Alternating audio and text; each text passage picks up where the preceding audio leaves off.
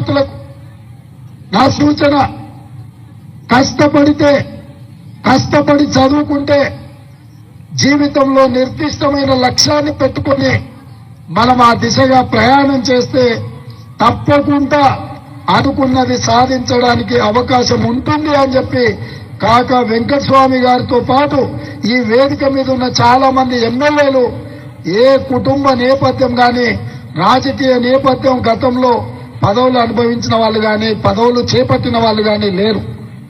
నాతో సహా మా కుటుంబంలో ఎవరు నాకంటే ముందు తరంలో రాజకీయాలలో లేరు. నేను 2006లో ఇండిపెండెంట్ జడ్పీటీసీగా నించున్నప్పుడు రాజకీయ పార్టీలు నిలబడడానికి టికెట్ ఇస్తానా తీసుకోకుండా స్వయంగా ఇండిపెండెంట్ జడ్పీటీసీగా నేను నించొని ప్రజల దగ్గరికి వెళ్లి ప్రజల్లో ఉండి ప్రజల చేత ఎన్నికై నా రాజకీయ అరంగేట్రం అక్కడి నుంచి మొదలైంది. స్థానిక సంస్థల్లో పనిచేసిన, శాసన మండలిలో పనిచేసిన, శాసనసభలో పనిచేసిన, లోక్సభలో పనిచేసిన, అంటే ఈ దేశంలో ఉన్న ప్రజాప్రతినిధులు ఎన్నిక కాబడే అన్ని సంస్థలల్లో అన్ని ప్లాట్ఫామ్లో పనిచేసిన ఈరోజు మీరందరూ ఆదరించి అభిమానించి మీరు గుండెల్లో పెట్టి చూసుకొని భుజాల మీద మోసింది కాబట్టి ఇంత గొప్ప తెలంగాణకి ఈరోజు ముఖ్యమంత్రిగా మీ ముందు నించున్నా అంటే 4 కోట్ల తెలంగాణ ప్రజల యొక్క ఆశీర్వాదం, 30 లక్షల మంది నిరుద్యోగ యువకుల యొక్క పోరాటమే ఈ రోజు కాంగ్రెస్ పార్టీ అధికారంలోకి రావడం, నేను ముఖ్యమంత్రి కావడం అని చెప్పి నేను సవినయంగా తెలియజేస్తున్నా.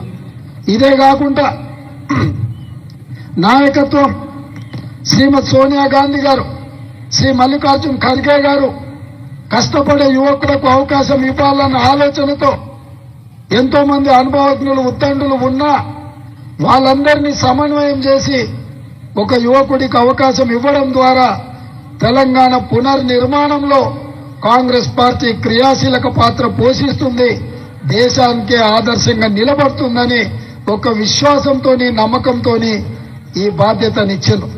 అందుకే ఈరోజు మా వేదిక మీద ఉన్న మంత్రులు పెద్దలు శ్రీధర్ బాబు గారు, పొన్నం ప్రభాకర్ గారు, మా శాసనసభ్యులు అందరం కూడా కఠోరమైన దీక్షతోటి ఈ తెలంగాణను దేశానికే ఆదర్శంగా నిలబెట్టే రాష్ట్రంగా తీర్చిదిద్దే పనిలో భాగంగా రోజుకు 18 గంటలు కష్టపడాలి అని చెప్పి ఈ రోజు మేము ప్రయత్నం చేస్తున్నాం.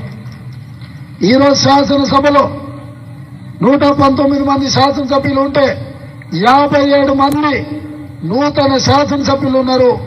64 మంది కాంగ్రెస్ పార్టీలో గెలిస్తే 37 మంది మొదటిసారి ఎమ్మెల్యేలుగా ఎన్నికైన వాళ్ళు ఉన్నారు. అందులో ఈనాటికి కూడా ఆనాడు ఇందిరమ్మ ఇల్లు ఇచ్చిన ఒకే గదిలో నివసించే వాళ్ళు కూడా ఈరోజు ఎమ్మెల్యేగా ఎన్నికై శాసనసభలోకి వచ్చిండ్రు అని అంటే డబ్బులుంటేనే రాజకీయాలలో రాణిస్తామన్న అపోహలను పక్కన పెట్టండి. ప్రజల మధ్యలకు వెళ్ళండి, ప్రజల సమస్యలు తెలుసుకోండి, ఆ సమస్యల పరిష్కారం కోసం పనిచేయండి.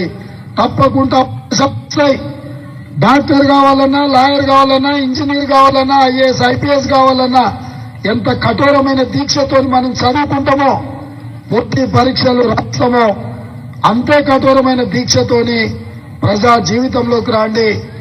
ఎందుకంటే ఈ దేశం మనది, ఈ దేశాన్ని నిర్మించుకోవాల్సిన బాధ్యత మనది. మనం పాలకులం కాదు, మనం సేవకులం. ఈ ప్రజలకు నాణ్యమైన సేవలను అందించాల్సిన బాధ్యత మన ప్రజా ప్రతినిధుల మీద ఉన్నది. ఈ వ్యవస్థను ప్రక్షాళన చేయాలన్నా, ఈ వ్యవస్థతోని ఒక మంచి పరిపాలన అందించాలి అనంటే బడుగు బలహీన దళిత గిరిజన మైనారిటీ మహిళల యొక్క ప్రాతినిధ్యం పెరగాలి. అందుకే ఆనాడు చట్టసభలలో ఎస్సీ ఎస్టీ రిజర్వేషన్లతో పాటు ఈనాడు మహిళా రిజర్వేషన్లు కూడా కాంగ్రెస్ పార్టీ ముందుకు తీసుకొచ్చింది.